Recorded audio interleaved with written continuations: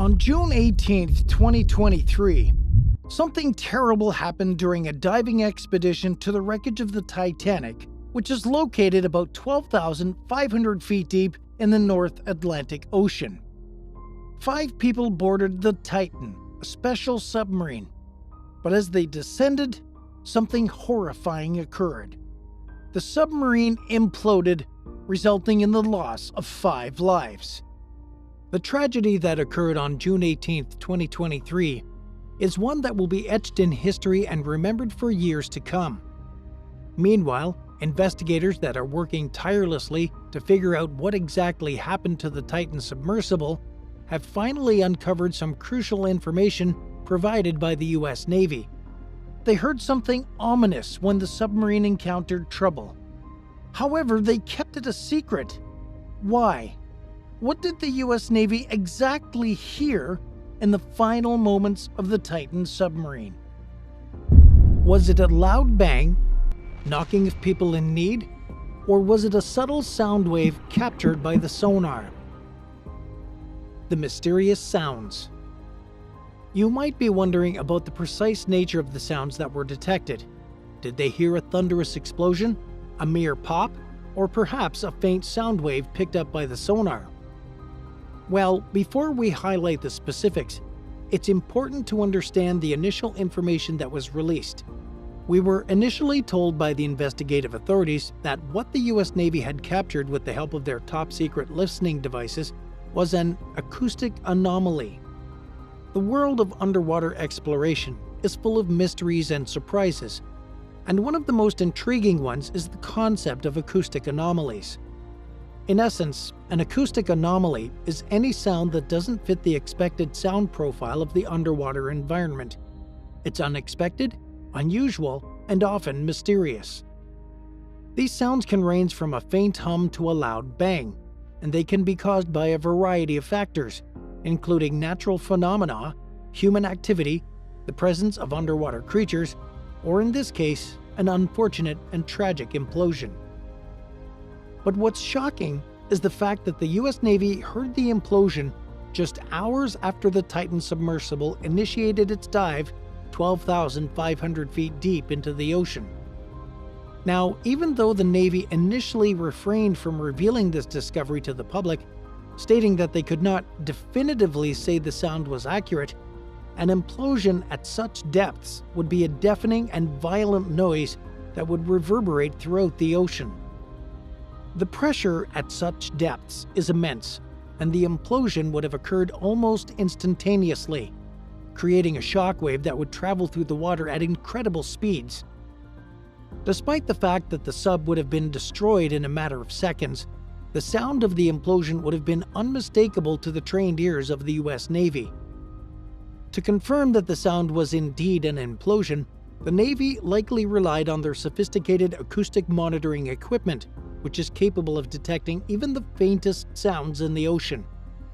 To put the intensity of this sound into context, the pressure under the ocean is unimaginably intense, with every 33 feet of depth adding another atmosphere of pressure. At a depth of 12,500 feet, the pressure would be an incredible 5,400 pounds per square inch.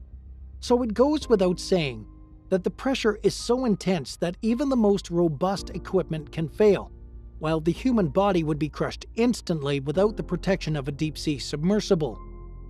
The fact that the implosion was heard at such depths is a testament to the sheer force and power of the event, and a reminder of the incredible and often dangerous forces that exist beneath the waves, along with the need for caution and careful planning when venturing into this unexplored realm. We now understand how significant the sound of the Titan submersible's implosion was, but there's more to the story.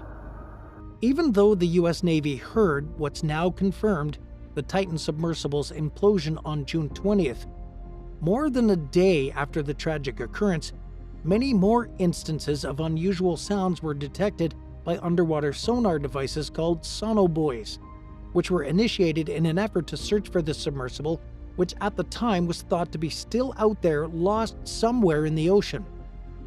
The sounds were described as banging or knocking sounds, and this naturally gave rise to hope that the submersible, along with its occupants, could still be intact.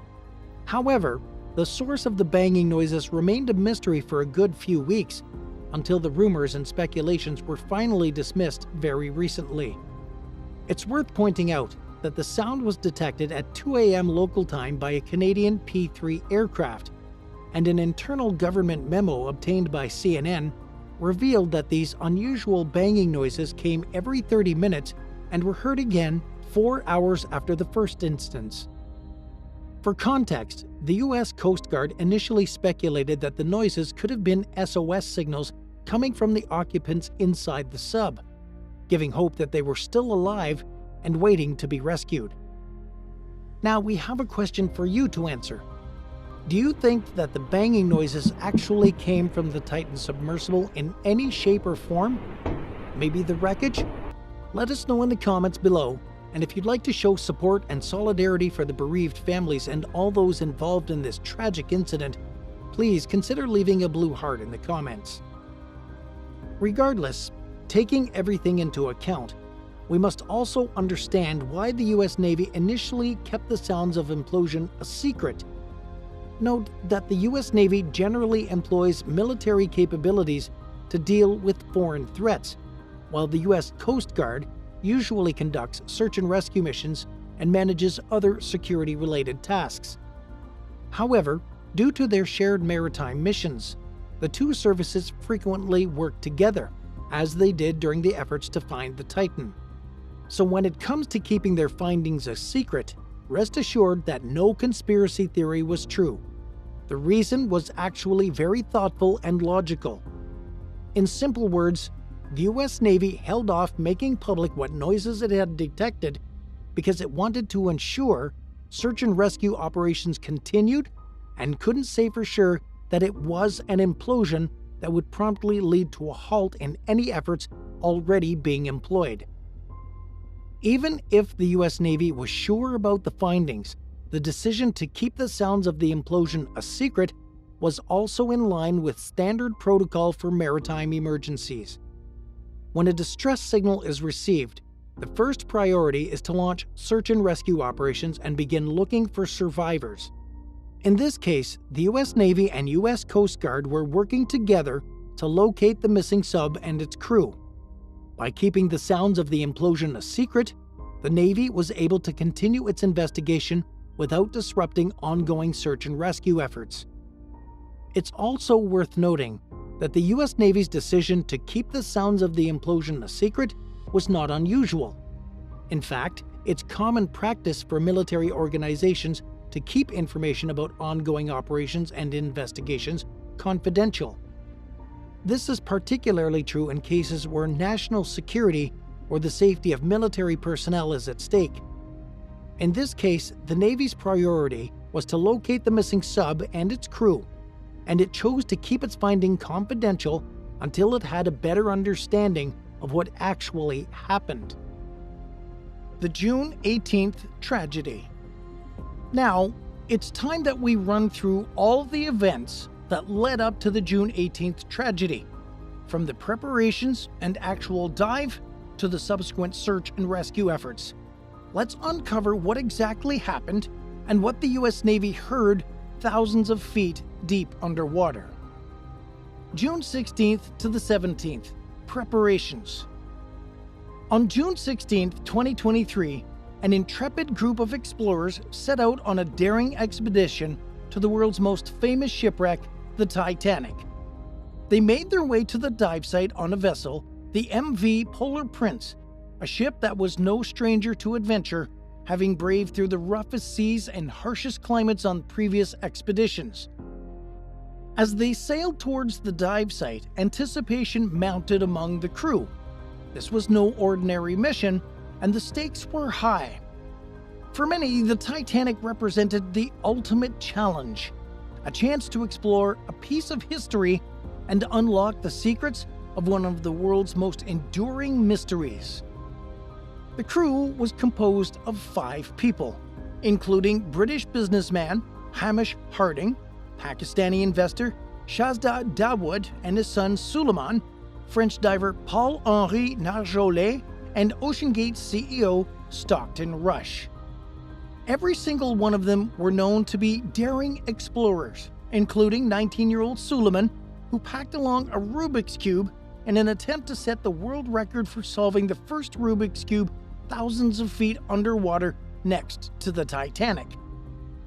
At the beginning of 2023, the voyage was reserved with Stockton Rush, offering 2 reasonably priced tickets to Jay Bloom, a businessman from Las Vegas, and his son for the trip.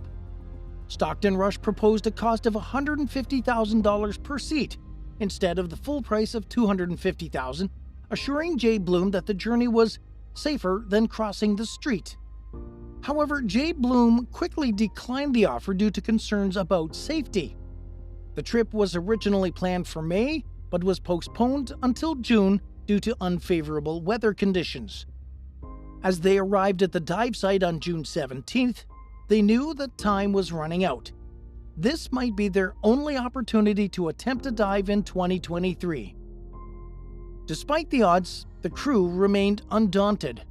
They were determined to make history and to shed new light on the Titanic's tragic story. The operation was scheduled to begin around 4 o'clock Eastern Daylight Time, a moment that would go down in history as the start of an unforgettable journey into the depths of the ocean. 18 June, dive and disappearance. It would theoretically take 2.5 hours for Titan and its crew to drop to the 13,000 feet to the bottom of the ocean right next to the Titanic wreck. Having clambered into the submarine's cramped confines, the pilot and 4 passengers sat awkwardly against the inside of the hull. From now until the end of their dive, the 5 of them would be encapsulated, separated completely from the world's water and air. They had departed from the Canadian port city of St. John's, Newfoundland at 8 a.m. Eastern Daylight Time on June 18, 2023. Now, roughly 375 nautical miles to the east, they were poised to begin their mission deep down under the ocean. Via a floating platform, they and their craft moved down from the mothership into the choppy waters of the North Atlantic. The white tube-like outline of the sub quickly disappeared beneath the waves, beginning its slow descent through the dark ocean depths to the world's most famous shipwreck. During the initial few minutes into the Titan's descent, everything was going as planned. The Titan remained in touch with polar prints up above by communicating through short-form digital messages every 15 minutes. The back-and-forth communications assured that the Titan's descent was documented and that any anomalies are addressed on time when the need arises. The communication system was just one of the many safety measures in place, designed to ensure that the crew was safe and that the mission was a success. Taking this into account, one would expect that safety would never have been a concern on board the Titan. But was this really the case? Well, it looks like that wasn't the case after all. In 2018, the company fired David Lockridge, OceanGate's director of marine operations. The reason was that David Lockridge had allegedly breached his contract and shared confidential information about OceanGate's designs with 2 individuals as well as with the Occupational Safety and Health Administration. However, David Lockridge claimed in a wrongful termination lawsuit that he was actually fired for blowing the whistle concerning safety issues with regard to OceanGate's design and engineering process.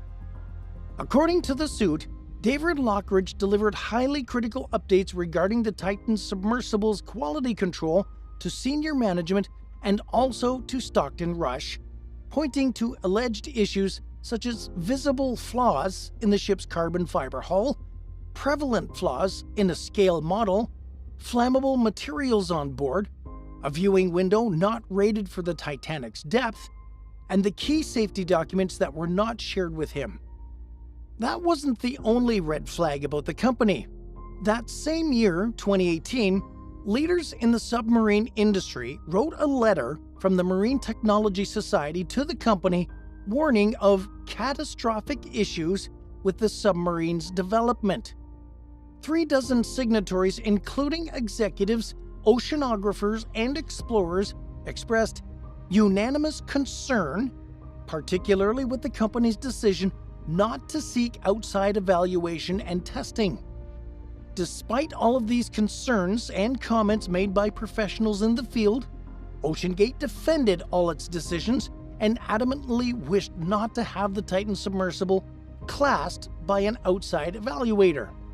Unfortunately, the company's negligent attitude soon proved to be fatal, as an hour and 45 minutes after the Titan started its dive to the bottom of the ocean on June 18th, all communications with the Titan were lost.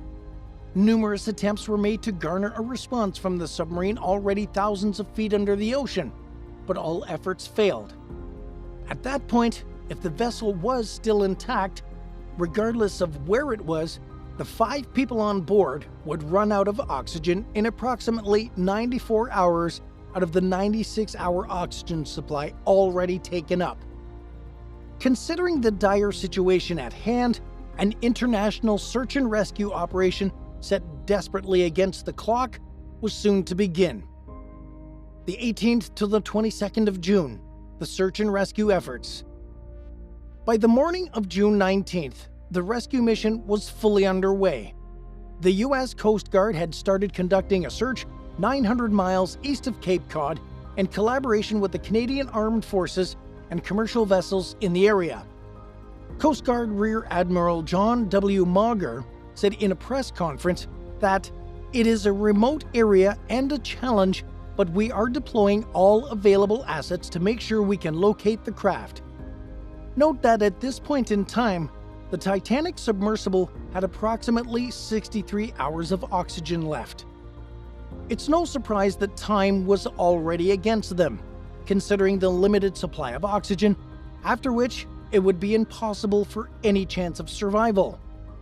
When doing dives way out into the ocean, just like OceanGate was, you're roughly a half week to a week out from help, says Peter Gurgis, an oceanographer at Harvard University. But there was something mysterious during these events, something that didn't make sense. For some reason, it had taken the crew aboard the Polar Prince nearly 8 hours to alert the U.S. Coast Guard that the Titan had gone missing. Meaning, after losing communications with the Titan on June 18th, the crew up above on the ship did not take official action until the very next day. The search and rescue operations were led by the United States Coast Guard, United States Navy, and Canadian Coast Guard. All of them received assistance from aircraft from the Royal Canadian Air Force and the United States Air National Guard, a Royal Canadian Navy ship, as well as several commercial and research ships and remotely operated underwater vehicles, otherwise known as ROVs. The operation involved both a surface search and an underwater sonar search. Regardless, it should be highlighted that the search and rescue efforts were not met with just a time constraint because of the limited oxygen supply. There were many hindrances in the process, including poor visibility and harsh weather conditions. In addition to this, the Titan lacked an emergency radio beacon or a dedicated recovery system. Peter Gurgis stated that there wasn't any way for its surface vessel to send anything down, help locate the sub, or pull them up. In other words, even if the Titan was already back up on the surface unnoticed, there was no way to locate them due to the absence of a beacon. As June 20th came around, the public was made aware of the greatest concern in this ordeal. Essentially, the Titan was an experimental carbon fiber vessel.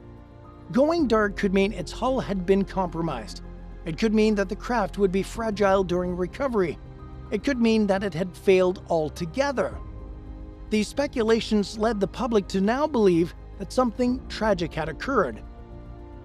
With seemingly little information to work with, the search teams split their efforts between the surface and the ocean's depths.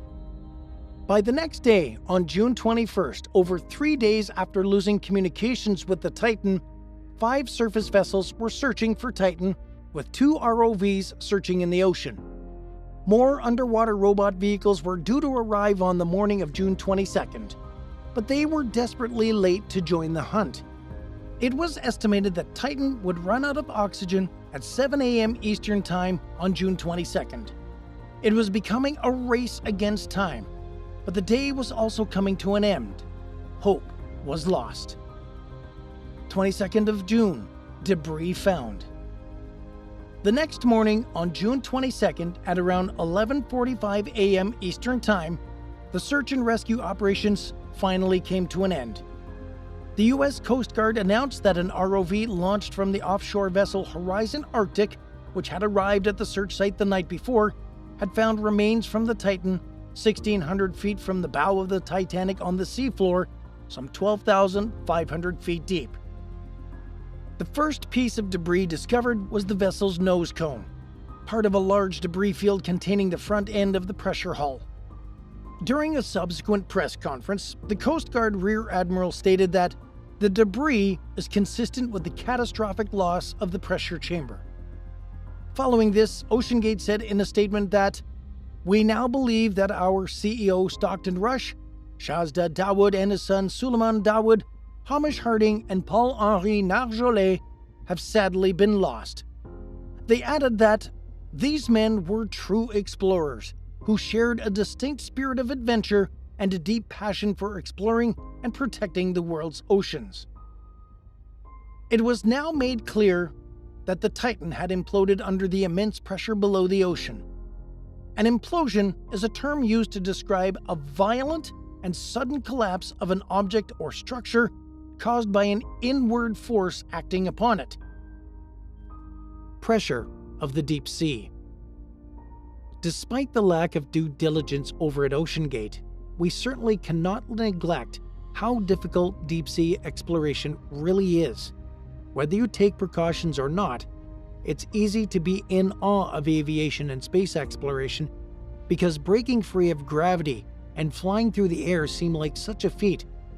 But in many ways, deep sea crafts are a much greater engineering challenge.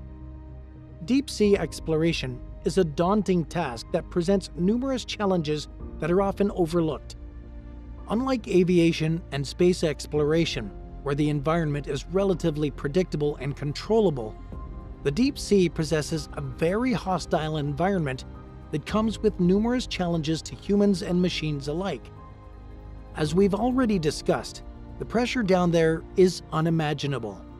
At depths of over 1,000 meters beneath the ocean surface, the pressure can be over 100 times greater than at sea level.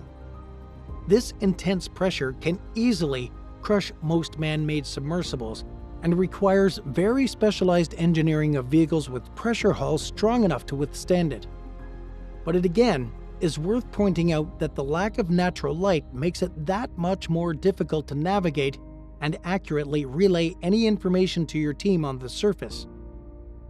The deepest parts of the ocean are pitch black, making visibility extremely poor. This means sonar systems and artificial lighting are critical for avoiding obstacles and studying the seafloor and wildlife. In addition to this, the water temperature can fluctuate significantly depending on depth and location. While surface waters may be warm and tropical, waters in the deep sea can approach freezing temperatures just above 0 degrees Celsius. This frigid environment requires submersibles and their crews to have special heating systems and insulation. The corrosive properties of salt water can also quickly degrade equipment not properly protected, shortening operational lifetimes. The high salinity and conductivity of seawater can cause corrosion and short circuits if electrical systems and metal components are not sufficiently insulated and sealed. However, you may be wondering whether the US Navy also plays a role in deep sea exploration. Well, the answer to that question is yes. In fact, the Navy has a long history of supporting deep sea research and developing technologies to access the ocean depths. This work has been crucial to advancing our scientific understanding of the deep sea environment, as well as supporting Navy operations. One notable example of the Navy's efforts is the Trieste Bathyscaphe, a pioneering deep diving research vessel.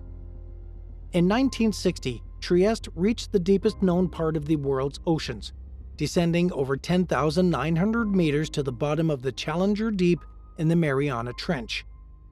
This historic dive set a world record for the deepest submarine voyage that would stand for over 50 years.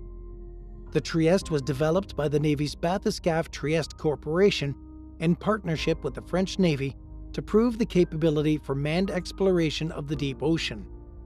Its successes demonstrated the feasibility of sending humans to the deepest parts of the sea in specially engineered vehicles. In addition to manned vehicles, the Navy also had been at the forefront of developing unmanned underwater vehicles, or UUVs, for deep-sea research.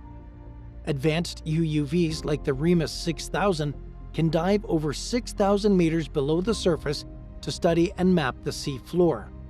Equipped with sonars, cameras, and other sensors, these UUVs expand our remote sensing capabilities in the harshest ocean environments. The Naval Research Laboratory has also developed specialized sensors and instruments for studying the ocean environment, such as probes that can measure pressure, temperature, salinity, and other data even in extreme depths. These technologies have very clearly played a crucial role in investigating the Titan submersible. As a matter of fact, many of the oceanographic sensors and instruments used aboard deep-sea diving Navy submarines have also been utilized on scientific research vessels to give scientists new insights into the deep sea. The Navy's cutting-edge technology and experience operating at depth have been invaluable to advancing deep-sea exploration. So while defense and scientific research have different objectives, the Navy's technological contributions have been crucial to pushing the boundaries of human capabilities in the vast depths of the world's oceans. Conclusion. On June 23, 2023, by the time it was clear that all 5 men on board the Titan had passed away due to a catastrophic implosion, a Washington Post analysis made by Mark Hensian, a defense budget expert, estimated the cost of U.S. Coast Guard operations alone at about $1.2 million US of taxpayers' money, with the additional operations to recover the submersible's debris not included. Weeks after the unfortunate incident on June 6, 2023, it was made public that OceanGate has suspended all exploration and commercial operations. As of the date of this recording, an investigation led by the U.S. Coast Guard is underway. So far, 5 major pieces of the Titan have been found 12,467 feet below the ocean surface and are now being brought to shore. Among the debris, the Coast Guard says it may have also recovered human remains. What do you think of this incident? Could OceanGate have done a better job in ensuring its customer safety? Let us know in the comments below. If you found the content informative and enjoyable, please consider liking the video and subscribing to our channel to stay updated on more intriguing content about the US Navy and other maritime incidents. We value your support and look forward to your return. Don't forget to click the notification icon so you don't miss out on our next video.